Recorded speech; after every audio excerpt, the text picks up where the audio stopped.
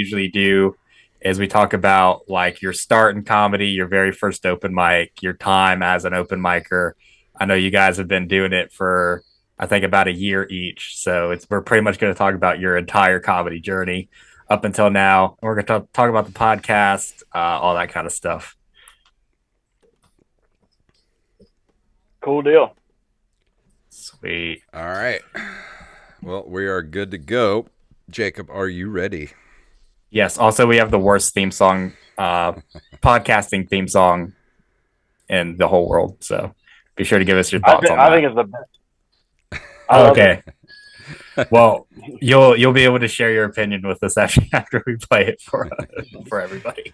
All right, here we go. In 3, 2, 1.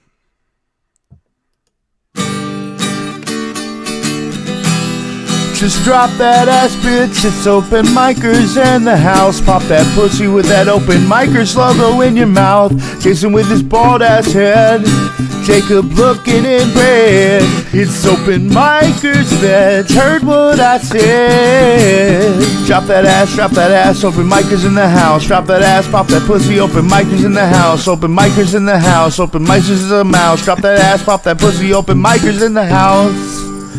The mic is now open. That's right. The mic is now open. My name is Jason Robbins. I'm Jacob Craig, and I'm very excited to have these guys on, man. We've got 2 Louisiana local comics coming on. Before we introduce them, are you going to be able to actually pronounce Drew's last name, or fuck no, dude? But I'm going to give it a shot. All right, here we go. I want to hear. I mean, I'm going to try my best. We'll see if we get another TikTok clip out of it. But these guys, we've got 2 Louisiana native comics coming on. They have been doing comedy for about a year each. I think they've been straight grinding it out, and they have their very own podcast all about crafting that seminal first 5 minutes of comedy called The First 5 Podcast. Available on all podcasting platforms. Be sure to go check them out. It's the one and only Michael Corey. That's the easy one. And Drew Gautreaux. Is that right? Yeah, did I get it? Got it. Fuck yeah, dude! This is a big day for me. I thought I could have sworn I would have bet money you would have said Drew Gautreaux. Almost, dude. I knew it sounded like GoPro, so I just said Drew GoPro in my head. Mm-hmm. Yeah, if you didn't say it, I was going to. So what's up, dude? Fellas? How's the podcast going? Is it a fun thing to do, or is it a lot of work like this one? And I hate my co-host. Drew, I'll let you take this. It's fun. It's a lot more work for Michael than it is for me. I just kind of show up, but we kind of talk a little bit about, what guests to have on, and I might throw an idea here and there, but really, anything good about the podcast is all the credit has to go to Michael. I mean, you can tell by my production value over here right now. So what I'm hearing is that you're carrying the first 5 on your back, Drew. That's what I'm hearing on my end. I don't know if it's the microphone quality or what, but that's what I'm getting out of that. Hey, don't feel bad for like the first 100 episodes of this podcast. Jacob was using a tin can and a string to do our podcast, so don't feel bad. Yeah. Yeah. Go ahead, Michael. I was just going to say, we started out with audio so that we could ease into it. I knew that going to like a 4K video multicam production with lighting and external microphones and all that stuff was going to be a heavy lift. And that once we cross that threshold, it would be kind of hard to walk it back or anything. And so it was a big leap. So we just tried to ease into it. Right. Yeah. And I mean, when you first start a podcast like that, like we literally just said, hey, let's do a podcast. And like a month later, we did it. And so I just had an HP camera, no microphone, and no lighting at all. So like you can literally see, if you watch like episode 1, episode 50, episode 100, and then episode 150, it's just a constant progression on this end of the screen of what I'm able to afford in podcasting. Yeah, but no lighting in the world is going to help you at all, Jacob. So okay, it's going to be this kind of podcast tonight. All right, I'll load one up. I'll start putting them in the chamber. Jason chose violence today. That's all right, buddy. We've got a freaking Ghost Roast champion over there, dude. You don't even want to get started. Well, at least you have at least you have a little bit of production value this week. You've got like a little string of garland behind you. That's all you get. That's all you get. That's all we get in background. Yeah. Nice Christmas decorations. You can't even see my blanket on the couch, but I got a blanket, little Christmas blanket going on. Very nice. So that's at least Drew has the wherewithal to make his entire background the burgundy curtain that he's got behind him. This is like half wall, half gray, like. Dude, Drew looks like he's in Chris D'Elia's green room right now. Yeah, he looks like he's in serious danger of getting touched. Yeah. This is our sex room at our house. Nice, you need them velveteen curtains. Yeah. So it is very Rogan-esque. So you guys are up to 28 episodes. Is it still fun for you to do? Because most podcasts kind of fade after about 15 or 20. So most don't even make it that far. But, about the 15th or 20th episode is when people start to be like, you know what? This is actually work. Yeah. The thing is, it is a local podcast. It's really kind of aimed at the people in our scene and our neighboring scenes. And then there's a couple of scenes that are far enough away that trying to get the heavy hitters from like New Orleans, for example, to come out and do a recording here in Lafayette that'd be a big ask. So we're to the point now where unless someone's willing to come when they have a show booked here, we're going to start repeating guests. We're going to have to start coming up with segments. I think that a really good direction for us to go would be to start having a significant portion of the podcast be just Drew and I without a guest, and then bring the guest in for a more concentrated interview. I don't know if that's the way that you guys, I haven't seen a full episode, so I don't know if you guys spend some time just y'all before you bring us on, but, or if that's after. But I do think that, by the time you get to 28, 30 episodes, you've interviewed, there's 5 or 6 more people that we'd really like to get in that we think we can get. And the rest of them are just so far away. Logistically, it's tough. And the Zoom thing that you guys do is great. It kind of forced me to learn how to do it for tonight's recording. And so, if we could try to do that, maybe that'd be a good direction to go as well. But by the time we get to this point, it is tough to come up with ideas and keep it fresh. Yeah, I would definitely give it a shot. That's the whole reason we stayed on Zoom. We did it out of a necessity because we started podcasting in 2020. So we started podcasting because we couldn't go do live comedy anymore. And then we kept it that way because by the time stuff started opening back up, well, we were getting guests on the podcast like Sean Patton and people who are never going to come through this area. And so it's like, all right, well, then we'll just stay on Zoom and then talk to this level of people consistently instead of trying to get someone to come to a studio space in Gulfport, Mississippi. That's, they're not going to be willing to do. That's really impressive to be able to get working comics to do your pod. I mean, we kicked around that idea, but we're not Jason and Tyler. We can't just make a call and then have like a national headliner come and sit down for a conversation with us. So it's really impressive that any of you guys are doing that, honestly. I mean, you could definitely get it done. I can teach you some stuff off camera. I don't want to throw all my secrets out there to everybody, but if that's something y'all are interested in, I can definitely help y'all out. Yeah, we're all ears. So starting the first 5 podcasts. All right, you guys are open mic comics. What's the decision to start the podcast based around crafting the first 5 minutes, which is an incredible premise, by the way? Thanks. We had some help with that, but Drew, do you want to talk about, because it was your idea to start a podcast? Yeah, I thought it would be something. It would be a different muscle to work out to see. When you do stand up, you have an act, you have bits already written, so you have a script to follow. I wanted to work on the skill of just talking and see if if we could learn how to be interesting and be funny that way. And I think that would also help the stand up, because in stand up, no matter how good your act is, some things are going to happen, and you're going to have to work on your feet. You're going to have to think off the top of your head. So I figured this would be a good thing for us to do, especially being so new to stand up. Any little thing you can do to help you get better, then we should do it, And then I've learned a little bit about audio, video, and things like that, which the way comedy is now. I haven't learned how to do it, but I've been made more aware of things, And comedy now is very self-produced the way the industry is, You kind of have to learn that shit, that technical stuff. Well, another thing too, like that me and Jacob found just by doing the podcast, is we get a lot of ideas too, just from the podcast itself. Like some of the stuff we'll say or talk about and be like, that might be a pretty good bit, to try out on stage. So that's a good part of it. But one of the things I wanted to ask you guys, you both been in the stand-up game for a year.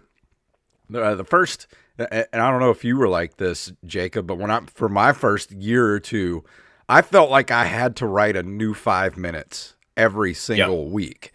And then after a year or two, it slowed down a lot. Are you guys still in that mode, or were you ever like that, or what's kind of your deal? Well, I've talked to people. I want to say that Joshua Jordan said something similar. Like when he first started out, he was just trying to crank out a new 5 minutes every time he went up. I wasn't doing that on purpose. I was just, but I think I was kind of accidentally moving around a lot, trying to figure out a style, a voice, trying a lot of different things on to see what fit me well. And but it didn't take me very long, just coming from a musical background, having some idea of how to put on a show and be entertaining, that I needed to focus in on something and start developing. I hate to say an act, being this new to, I'm 18 months in, so it's hard to refer to what I do as an act, but that really is what I'm trying to do. So yeah, the 5 minute, the first 5 idea, actually, we were kicking around like, hey guys, can you help us out with a name for the podcast? And it was Tyler Arsenault that came up with that concept. Something he's a lot more familiar with, the idea of what you need to do when you first start out, what you need to focus on in order to be strategic. Let me just shout out Tyler. I know that he's on every podcast and everybody knows who he is, but the thing that I really admire about him is he has such a strategic mind. And I spend a lot of energy in my mind with the ADHD and everything, but I don't make it useful the way that he does. He is so intentional about everything that he does. He's got good thought out reasons for why he does what he does. So he helped us come up with the name. And so, yeah, the idea of building the first 5 minutes, we did move past that kind of quickly. Like Drew got to the point where he was doing 10 minutes pretty early on. With me, it took longer, but yeah, we still, I don't know. Drew, do you feel like you have like a tight 5 that is so tight that it doesn't need any work? Probably. Yeah. I think so. You probably have a couple. Think about what it would be. Yeah, right. I have a couple. It would probably depend on what kind of vibe or crowd they would have, Yeah. And Jason, you said something about ideas coming up, like you sitting down and just talking for a couple hours on a podcast and ideas for bits. Drew's got a great bit about aliens that was completely organically developed on the podcast when we had a guy in from New Orleans. We had him as a guest and we were just talking, and I won't make him do the bit, but it's a great bit, and that's how it came up. Was it Pickle? Was Pickle your guest? No, this was Brandon Haynes, but it was. Okay. Yeah. Pickle's going to be at Artmosphere tomorrow night, but yeah, I don't know if anybody's going to see this before then. I also said another thing on the podcast that was pretty funny on the podcast, and I thought, oh, that's a bit, and I made it a bit, and I said it on stage one time, and it just grossed everyone in the room out. It was the most unpleasant thing I've probably said on stage in my whole life. And, Can you remind us what that was? Those words Yes, please share, Drew. Please tell us what that was. I kept the premise, but I need to do it differently. But basically, it would be when the sex robots are going to get really good, they're going to be very expensive, so they won't really be available to men that need them the most. So if we had sort of like Blockbuster, but you would rent a sex doll instead of a movie, you know? That's hilarious, dude. That's hilarious considering right now you can't even return one. If you buy it, that's it. Yeah, see, that would be sort of what I thought would be funny. Part of the joke would be people would think that's gross. You know, some other dude was just nutting in this thing last night, and now you are. Well, we do that with real women already anyway, so I don't see what the difference is. It's all coming back to me now. That's so good. It's like when you rent a car and they ding you with that cleanup fee. Yeah. Maybe the number on it did this not one. work on stage at all. Yeah. That's a good bit. Really hard though. There's meat on that bone. There's meat on that bone. See, and yeah, I think it needs some padding. Yeah, and I think when you guys get further into comedy too, I remember my first 3 years in comedy, I was just cranking out bits, cranking out minutes, and doing them on stage, and then just bombing it so hard. And then when you keep doing it and you get further into comedy, and you start understanding why things are funny, what makes them funny, keep that bit in your notebook. And 2 years from now, you'll be able to make it a viable joke. Yeah. Yeah. Yeah. That's anyways, no one wants to take comedy advice from me. We can move on. Oh no, I will take it, dude. I've had people they got off stage after their first open mic and say something smart. That's the thing. I think we all need to be listening to each other. There's so many things that you go in, you watch people do stand up so many times, but you're watching everybody's hour, or if you really start nerding out, you can get into all this, like dry bar specials and don't tell specials and all these lower profile things that people do that aren't HBO and Netflix or whatever. Anyway, you watch all the people do it so well, and there's a huge gap between the kind of things that you need to be learning when you first start and the kind of things you can learn from watching somebody do a really polished hour. And so I think that gap there is I think where podcasts like yours and ours come in, is giving people that don't have a lot of experience baby steps that they can take to get better. Well, it's amazing how many people will be so confident, and myself included, going into that very first open mic and just completely bombing, because you think that just I can get on stage and do that, and you get up there and you find out real quick, that you watch George Carlin special. He was probably out doing that material for a year before he even thought about recording it, honing it, seeing what worked, what didn't work. And I love the times, and Jacob knows about this too, some of the times here at some of the open mics, whenever some hecklers get called to go up on stage to do, 5 minutes, and they just, we had one guy left in tears one night and wrecked his car because he bombed so hard. Yeah, well, he got a DUI. Yeah. So it was a first time. It was like a guest host for the open mic. No. Oh. So there was a guest host for the open mic, and she put him up on stage because he was heckling everyone so bad.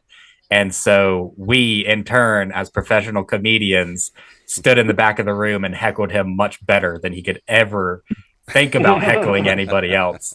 And he left crying and got pulled over by the cops, got a DUI, went to jail, called his buddy that we had made friends with to come get him, and he hung up on him and let him spend the night in jail.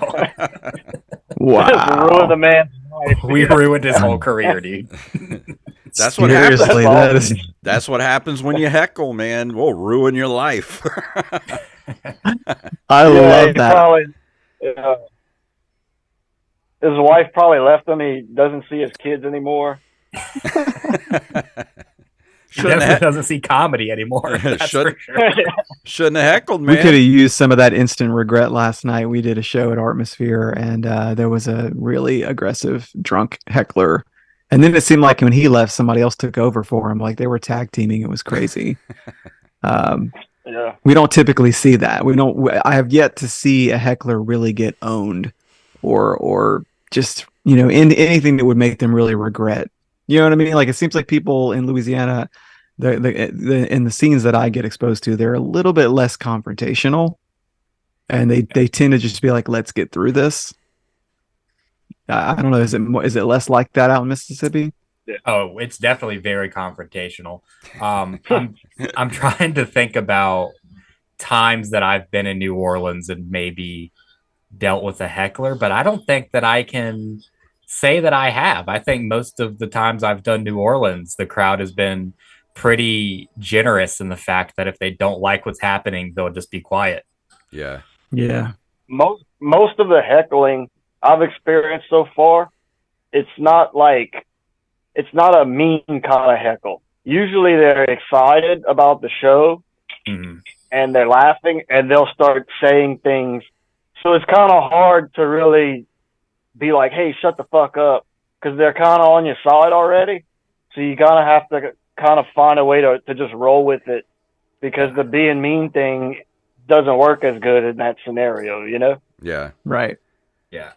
I will say, the first time I ever performed in New Orleans, I did Brew Carré Brewing back when Michael Hall and Eric Dryblatt, I think his name was, were doing that room back in 2019. Yeah, I remember that. And I think there was a comic from Hattiesburg that had gotten booked too. I'd never met him or heard about him or anything.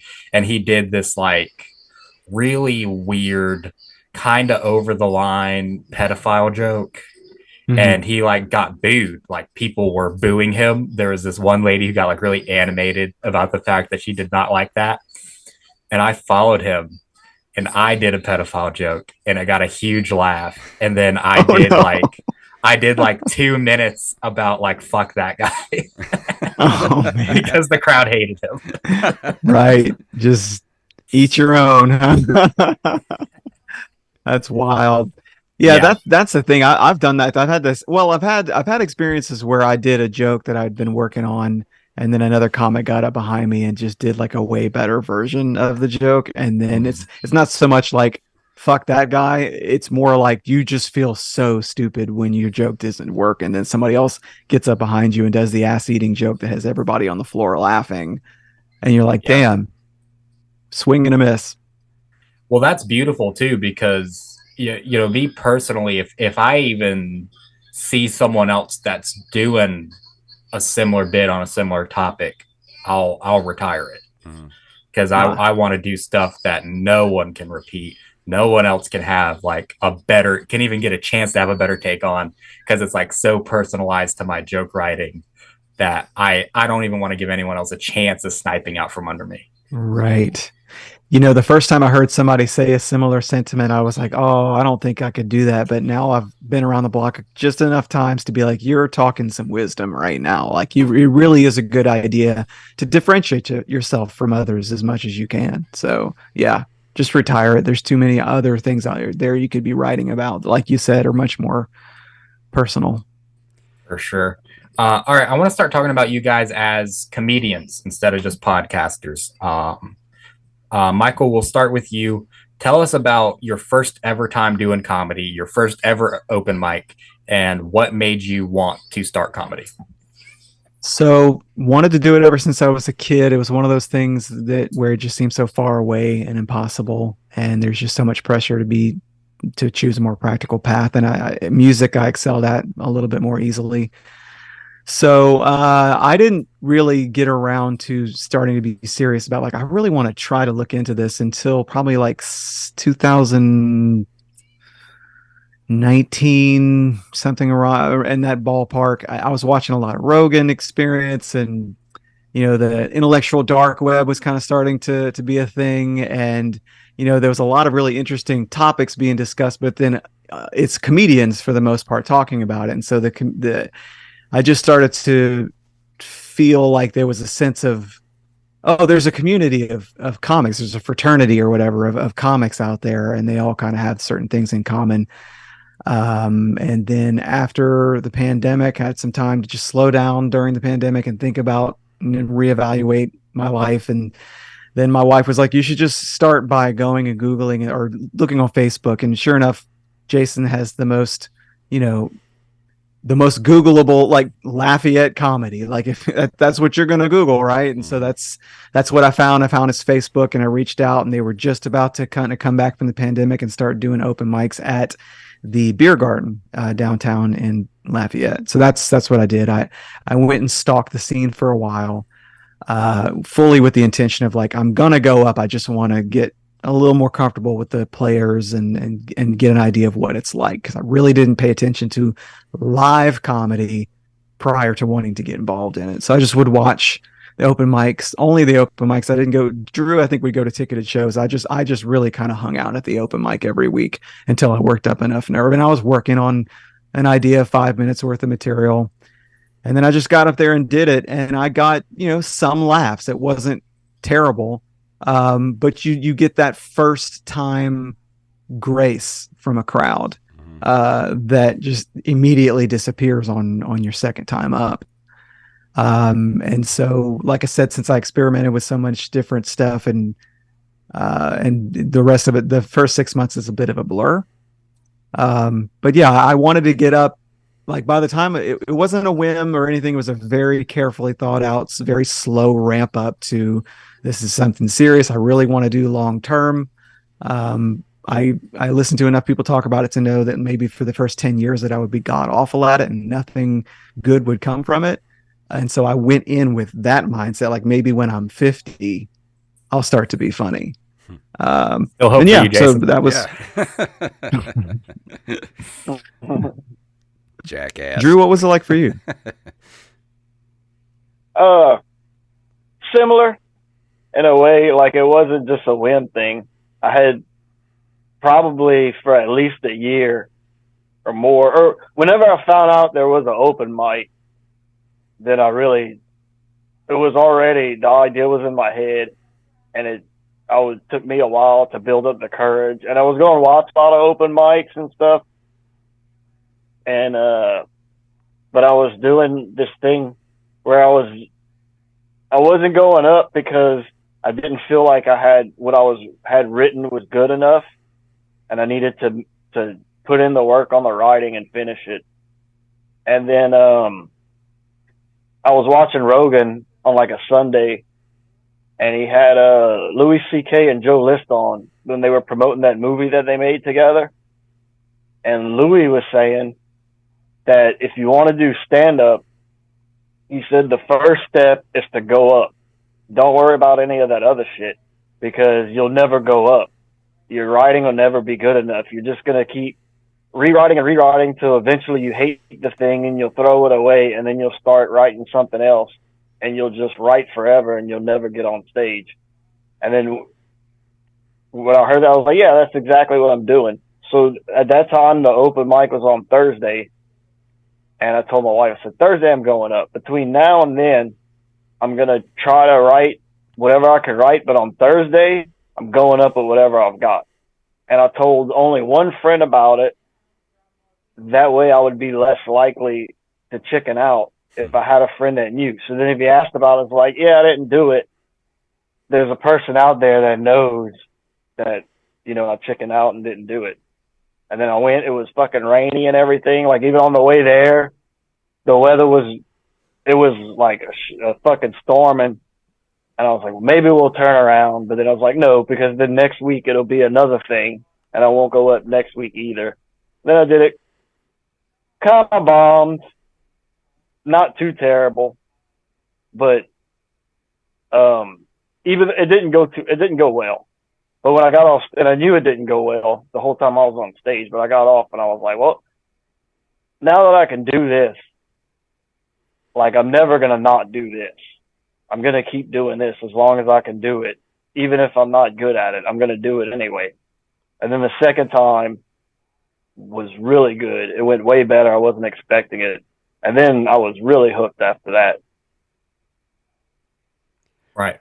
That brings up a good point. I think that I wrote for probably 3 years before I got on stage. And Wow. yeah, dude. Yeah, you will find yourself, if you don't just go bite the bullet and go on stage, you'll find yourself writing for a long, long time and just throwing stuff away and rewriting and all that. Because, it as a creative process, it's something that you need to do while you're doing it.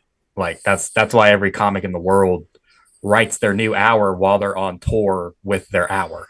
Like, you have to be doing it and writing it at the same time in order for it to be comedy.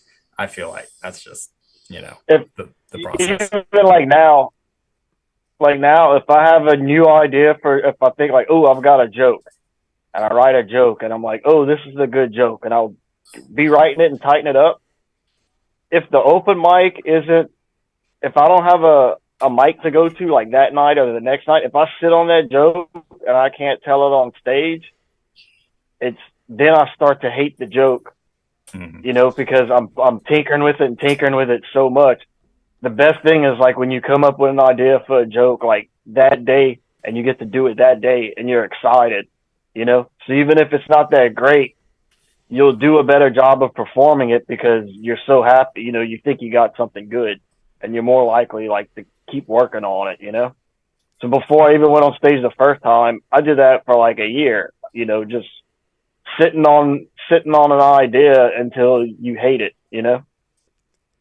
That reminds me, me and Jacob both started on the very same night. And then, what was it, Jacob, about a year or so ago, we were going to do a mic where we were going to actually go back and redo our very first 5 minute, our very first set we ever wrote to see if we could do it any better. Was that a thing we were going to do? Yeah, it was a thing we were going to do. Okay. But I can't find my original set that I wrote for that night. Like, I don't know where that book is. It's gone. Yeah, I have it. I've weeded out through a lot of it, but I still do like one really good bit that I had that was in my first 5 minutes. Like it's still in the rotation. But yeah, me too. There's one small joke that I still do, and it's one of the things they love the most, but it's way different than it was that first time. Right. And I want to kind of ask you guys about, starting on the scene that you're at too, because when me and Jason started, there was really not a comedy scene. And then there was a comedy scene that's growing, but it's not very supportive. And then, that comedy scene dies. And then there's, just a lot of evolution, a lot of, not being very close knit with a lot of people. What's it like coming up on a scene where it seems like there's a lot of advice to be given, a lot of supportive people to look up to, and like a lot of, OG comics to sort of take you under their wing a little bit? It's like standing on the shoulders of giants, it's, I hate to sort of infantilize. What's that word? Infantilize? Yeah. But it's a very safe, nurturing kind of environment to sort of come up in as stand-ups. I think we probably take it for granted because we don't have a choice. It's such a good thing. I don't personally visit the neighboring scenes as much as I would like to, but the Lafayette scene is something very special. And I got to give credit where credit's due. I mean, the names, all the guys that are the heavy hitters here that are responsible for all that. I'm just really thankful. I was aware of that during the first year, just knowing like this is unique. We're really lucky to have this, and I cannot imagine what the typical open micer goes through coming up in a scene that's not, because I mean, I get my feelings hurt in the scene all the time. I cannot imagine what it would be like to have a more hostile environment to come up in. The only thing I can think is that it would make you grow up with more, or like as a comedian, grow up with more armor. You would be tougher because you would have been sort of bred in the flames. I don't know, Drew, what do you think? Yeah, I think it's good. Like we got in at a good time. Like the scene's already established, the audiences are trained. It's like we didn't have to do any of the hard work, but of building the scene, but we're getting all the benefits of it. Yeah. And yeah, so I'm a huge fan of that. Right. And so do you guys think that, that sort of helped with your progression to get ahead more than a first year comic maybe usually would, and, worse circumstances that most other scenes are? Yeah, I definitely think so.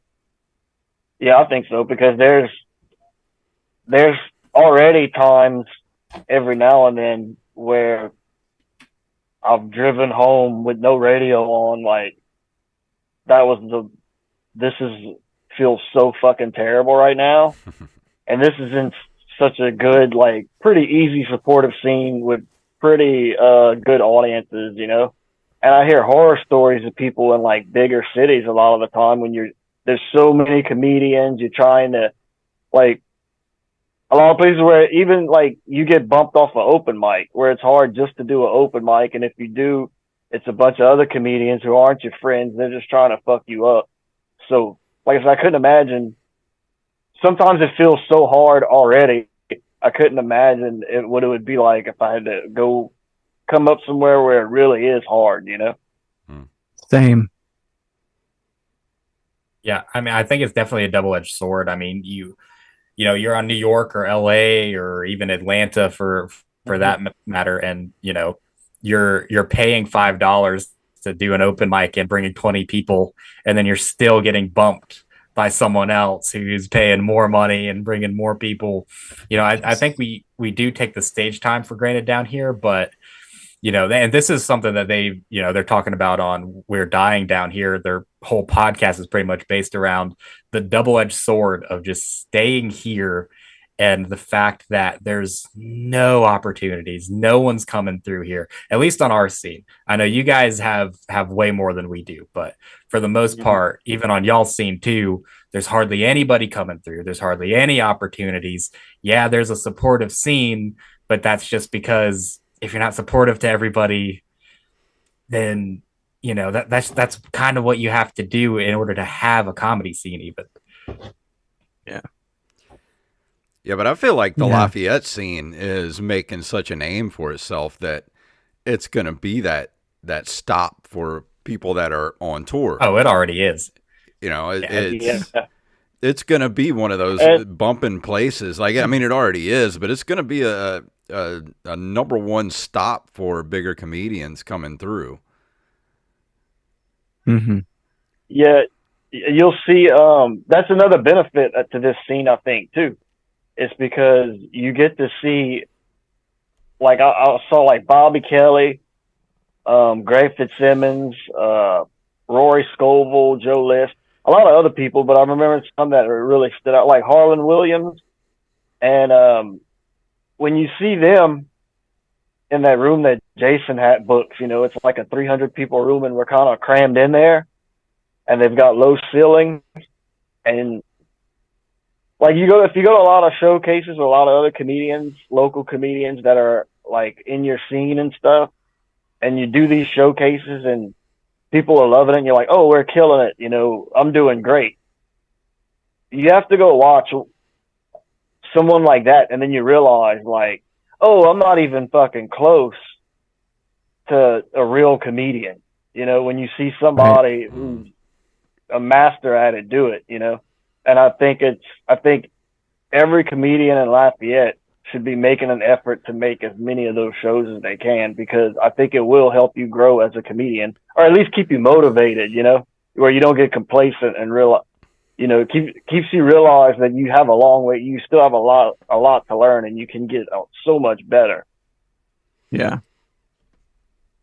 Michael, have you had a moment where you were, you bought a ticket to see somebody, or you saw somebody on a showcase or something where you just kind of went, oh, fuck, like I'm not even close to being what I can be yet? Man, I have that experience with some of the people here locally from time to time, but geez, Maria Bamford came to town. Oh yeah. Jesus, man. I mean, just that kind of pedigree. Yeah, I mean, it doesn't take much. It really doesn't. If you're kind of self-aware and pay attention, it doesn't take much for somebody to come along and really just, and then like Drew was saying, it's such a good and healthy thing to constantly be reminded. I'm trying to think, I've paid a lot of money to see the big names in places like New Orleans, the Smoothie King Center. I saw when like Joe Rogan and Dave Chappelle did that tag team show, and Tom Segura showed up. I didn't even know he was going to be there, and those kind of things have happened. But I feel like when you're in an arena, it's not as much of a shell shock. When you're sitting in a room like what Drew described, and it's 300 people packed in there, and Mark Norman is just laying everyone in there to waste. And then 300 people leave, and another 300 come in right behind that. It does it again. It is awe-inspiring. But like I say, I try to be pretty self-aware, and so it doesn't really take much to get me to be like, no, this is such a long journey. I think it's about settling into like always being on the road, like that. I hate to use cliches, but like the journey is the destination kind of thing. Because it's just too overwhelming to compare yourself to more experienced comics, and it should be really easy to get discouraged. Right. Yeah. I mean, there can definitely be a lot of reality checks in comedy for people. I know the last time I had a big one, I hosted for Daniel Van Kirk over in Mobile. And I'd never seen any of his stand up before. I'd only seen him on a couple of podcasts. And I'm in the green room asking him how he wants to be brought up. He was like, oh, just be nice, just be nice to me and all this. And he's like the nicest, quiet, like softest spoken guy ever. And I go on stage and I'm like working for it. I'm like, oh, this is a shitty crowd of 20 people, dude. I'm fucking, barely getting laughs on some of my best stuff. I bring up the feature, and then bring up the feature bombs a little bit, but I'm like, yeah, this is a tough crowd. Fuck these guys. And Daniel Van Kirk goes up there as a storyteller comic who does impressions, which should not fucking work in Mobile or anywhere in the South, because everyone here hates all of that. And he crushes in a way to these 20 random people in Mobile, Alabama, where I was sitting there going, oh, I'm not even in the conversation of a good comic anywhere. Right. Like, what is this? Absolutely. That is such a, I'm right there. I was hanging on your every word, just picturing it. I had to take this stupid corporate training today, and they were talking about some doctor. I don't know. They quoted this thing, and they basically said that when you're communicating with people, if you want to be an effective communicator, that like 55% of it is body language, and like 37% of it is like the tone of your voice and stuff like that, nonverbals. And then there's like 7% of it is the actual words that you say. And as comics, we know that you could get up there and the right, carefully chosen few words could be all the difference in the world between something landing and not. So as a comic, I'm taking this in and I'm thinking, oh, that's bullshit. But then I started thinking about it, and what you were describing, there's set and setting. There's sort of, you can load people and prime them to be like, this next person is the national headliner that's coming in, and they're going to be amazing. And you can kind of hypnotize people into just accepting that the headliner is going to come in and destroy. But I think that a headliner carries himself with a certain body language and all those nonverbal things that people apparently pay way more attention to than whatever you say. and they smell it. They can smell the person who's maybe kind of questioning. They can smell the person who's a little bit less experienced, a little bit nervous, a little bit questioning themselves. They can see the fake, like the fake bravado, the fake, I'm faking it till I make it kind of thing. They sense all that. And I think that they're just primed to respond to a headliner in that way. Because there's so much unspoken X factor kind of stuff going on there when they take the stage that's a factor. But I don't want to take away from all the experience that they're bringing to the table as well, and talent. John Mulaney was saying some people are just more talented than you when he was talking about Robin Williams. And I'm not, whatever. Don't take that I'm just being generic. But well, that reminds me, when we saw Sean Patton in Mobile, Jacob, like when he came out, it was just like there was just an aura about him. Just as soon as he stepped on that stage, it was like, I own this room. And that was one of the times where I saw him perform, and I was just like, holy shit, I am nowhere near this dude's level. Like, I am gum on this guy's shoe, and made me want to step it up after that, because that dude was just incredible. And I don't know if I could ever have that level of confidence. Like, I still get on stage and I'm like, is this like, because you guys know, I mean, you'll have a joke that you go to an open mic and it'll destroy one night, and then the next night it's crickets, and I'm like, what am I doing wrong with this joke? Like, why did it work one night and not work the next? I don't know if I would have that level of confidence to be like, it's gonna work every night. Yeah, well, we talk about that kind of stuff a lot, on and off the podcast, and Tyler was trying to encourage me the other day, and he was saying that, we do a lot of stuff at the same open mics to the same people over and over and over again. And we have a lot of that experience of doing something, and then you go, and the next night it doesn't work, and you're trying to think about all the little subtle ways you might have changed it, or the context was different.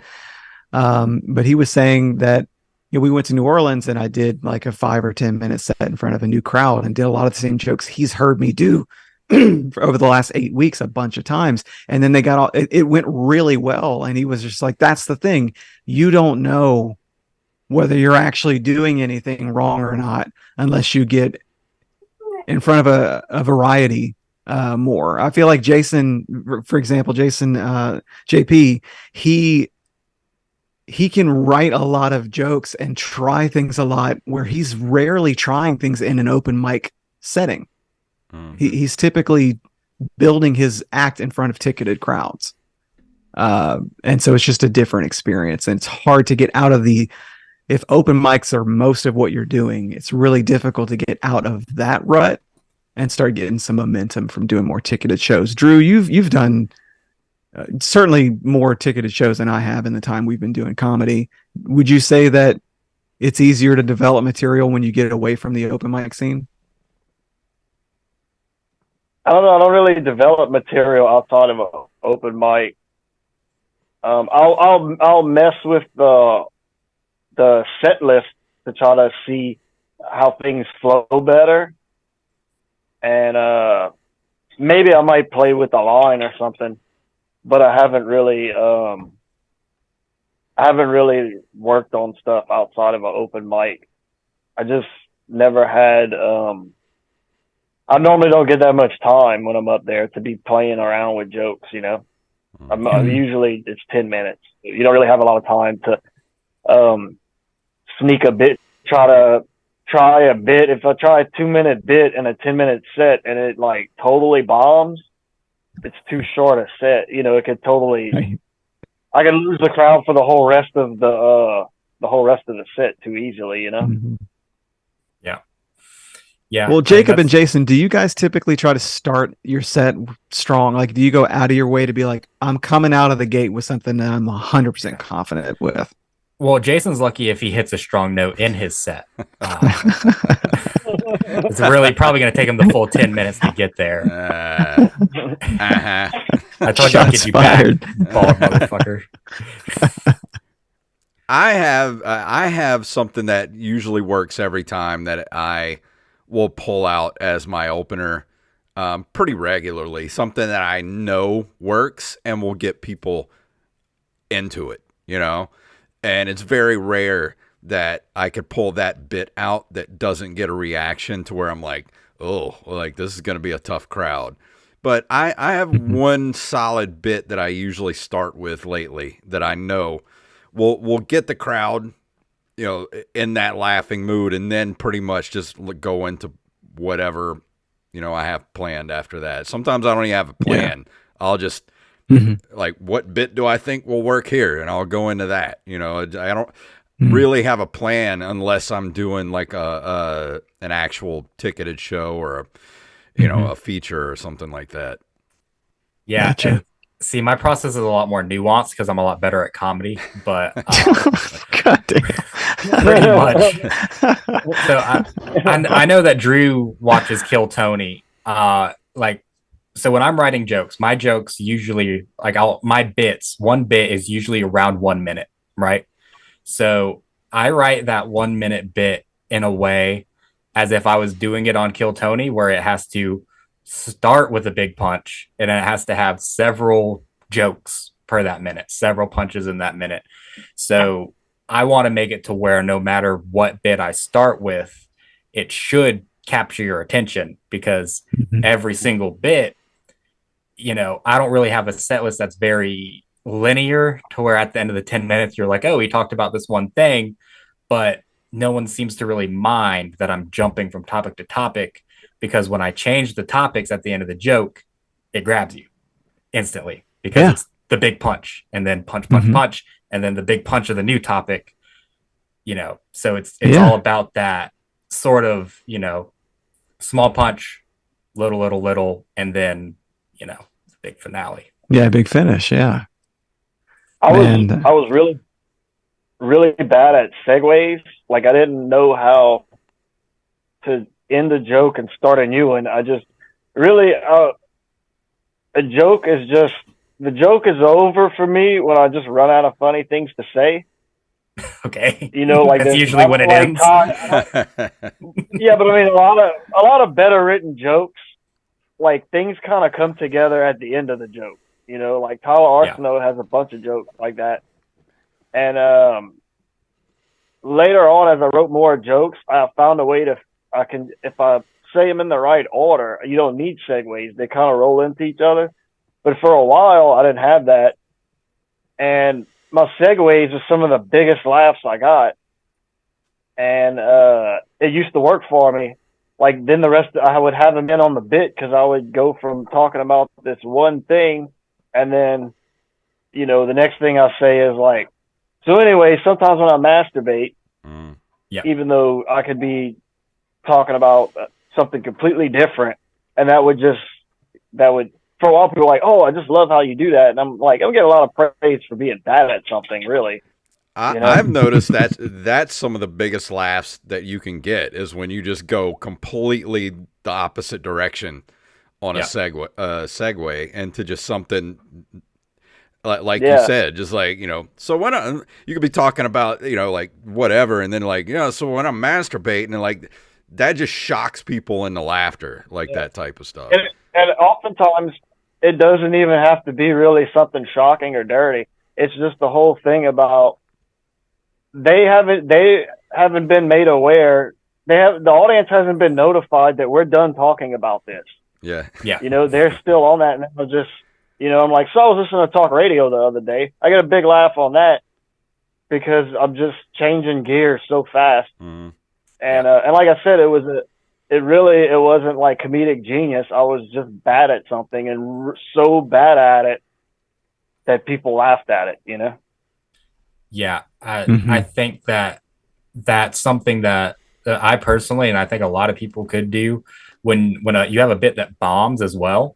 Have a bit like that in your back pocket, like I do. Because like if I do a bit that just eats complete shit, the room is completely silent, then I'll just pick up on a bit that goes, well, I watch a lot of gay porn, and then immediately everyone in the room's like, why are you doing that? And they're back in. Like, so I mean that can be a segue is a good tool, I think, that you can use to your advantage, because even if the bit before was weak,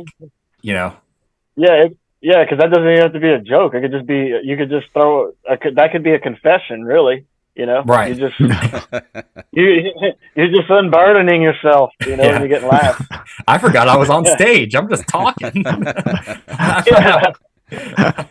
thought I was seeing my therapist. Oh man, we're coming up on the end of the episode.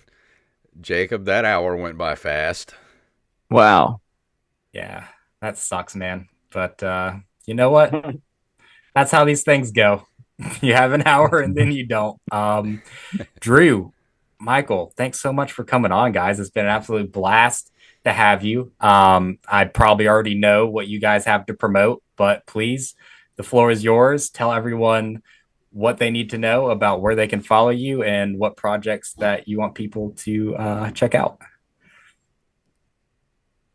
The only thing I really have right now as far as gigs in Lafayette, I don't know the date yet, but it'll be in December. I'm doing Ghost Roast again. They just did a Ghost Roast 2 last night.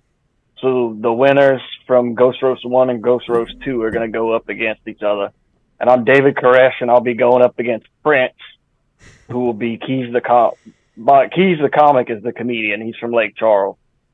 And then I guess Michael could kind of tell y'all about the first 5 YouTube channel and everything like that. Yeah, what I found lately, I've actually been kind of turning a corner, and things have been improving for me comedically, but I keep telling people yes to things that are kind of pulling me away from comedy. So I don't have anything booked right now, and no performances booked. And I've got like all of these video production things lined up. Like we're talking about doing some video based skits, like some sketch comedy stuff. I'm producing all the Ghost Roast videos, and then just all of the video stuff for the first 5 podcasts.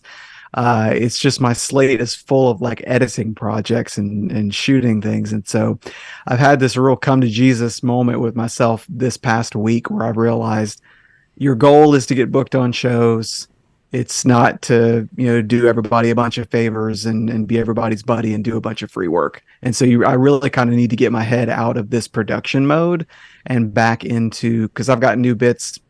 I have a joke I wanted to try Tuesday night at Atmosphere, and it got so late, and I had to go home and not be able to go up and do the time. And it's this great joke that I can't wait to unveil. Like Drew was talking about, you just have this new thing, you just want to get up and do it. So not really a lot to promote, other than to say I gotta refocus my efforts on where they belong, so that I can actually have dates to promote the next time we come back. You can check out the first 5 podcasts on Spotify. It's typically where people go to listen to it, the audio only version. And if you want to check out the full production video, it releases every other Monday at 7:00 in the morning. So you guys can just go subscribe to our channel, whatever, follow us on what do you even do on Spotify? You can subscribe to stuff on Spotify, right? Yeah, you can follow. Okay. Yeah, check us out. Check out our social media handles from there. There's I'm sure there's a link tree somewhere at the end of one of our episodes, so you can check us out. But yeah, that's all I've got to promote right now is editing work. Well, Jacob, tell everybody where we're going to be December 1st. Oh, where we're going to be December 1st, Daddy, is we're going to be over in Pensacola, Florida. We're going to be making our triumphant return to the city, since they decided to tow our car away about 4 or 5 years ago. We're deciding, you know what? Fuck you, city of Pensacola. They towed the car, and we're going to come back. And we're going to, as the prophet Kid Rock once said, we're going to paint your town red and paint your wife white. That's what we're going to do. That's what we're going to do to Pensacola, guys, because we are opening. I'm opening. Jason's doing a guest spot on Mo Alexander's show at Vinyl Music Hall, which is technically a fucking theater. And you better believe I'm going to be telling everybody that. Tickets are available right now at vinylmusichall.com. And we might even make a little vlog about this whole experience. We might film some stuff over there. We might film our sets. We might film some stuff in the green room. Who knows? Will there be possums? Yes. Will there be chaos? Yes. Will there be comedy? Yes. Buy a ticket. We might have to do an eating contest and with Mo eating wings and, and grinding through chicken wings. Grinding through some chicken wings. Do it for the Patreon. And also, that's all I've got. I've been swatting away comedy gigs like nobody's business, focusing on this fucking theater show. What you got, Jason? We're doing a Thanksgiving Turkey Massacre. My band Falls from Grace is going to be at the Drifter Hotel in New Orleans Saturday, November 25th. It's 3522 Tulane Avenue in New Orleans, Louisiana. I'm not sure when the show starts. I think doors are at 4, and day of tickets are going to be $17. So if you want to go, get your tickets early. Go follow me. Go follow Falls from Grace on Instagram and stuff, and you can find everywhere you need to go. Tickets for all that. It's going to be an awesome show. I hear it's a pretty wild place. From what I hear, the last show they had there was a bunch of people running around naked. So I don't know what's going to happen this time, but we'll see. We'll see what happens on the. Well, if you're running around naked, I'll be there, Daddy. Yeah, we'll see. If you want to see Jacob running around naked, come see the Falls from Grace show. At the Drifter Hotel, Saturday, November 25th. And is that it? Is that everything, Jacob? Are we ready to get out of here? Let's go. If you want to email us at openmicerspodcast@gmail.com. Go to our Linktree /openmicerspodcast. Takes you everywhere you need to go. All our socials, Cash App, everything you need if you want to give us money. We got a PayPal on there. Go to openmicers.com and happy Thanksgiving, everybody. We'll see you next week. This year, I'm thankful for rotisserie chickens. Yeah. Stupid mouse is stuck. Damn it. All right, there we go. All right. Hey, Jason, one quick question before you get out of here. Is your band, is that a originals band, or you do covers, or what is that? It's originals. It's metal. Heavy metal. Oh, fuck yeah. Yeah. You guys should do some covers, though. You should cover Careless Whisper. No, we cover. We do Detroit Rock City. That's the one cover we do. Okay. But thank you guys for watching on YouTube. We will see you guys also next week.